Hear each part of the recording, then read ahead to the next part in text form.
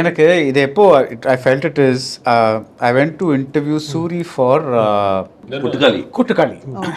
So he said, அண்ணே இது வந்து நான் கொடுக்குற 80வது இன்டர்வியூ அப்படின்னாரு.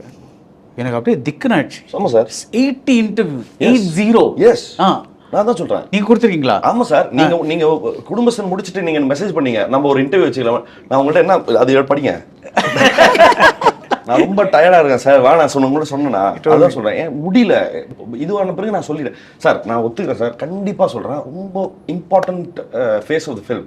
நீங்கள் ராம் சார்கிட்ட சொல்லியிருந்தேன் ரீசெண்டாக, ஸ்டோரி டெல்லிங் இப்போ முக்கியம் இல்லை சார், ஸ்டோரி செல்லிங் தான் முக்கியம் அப்படின்னு சொன்னேன். நீங்கள் எவ்வளோ தூரம் செல் பண்ணுறீங்க உங்கள் கதையை அப்படிங்கிறது ரொம்ப முக்கியம். அதுக்கு நமக்குள்ளே இருக்கிற இப்போ நீங்கள் மிமிக்ரி எடுத்துக்கலாம். நான் பண்ணுறதையுமே தப்பு சொல்லலையே, ஓகேங்களா? நான் மிமிக்ரி பண்ணலாம், இது பண்ணலாம், பல்ட்டி அடிக்கலாம், எல்லாம் செய்யலாம், ஓகேங்களா?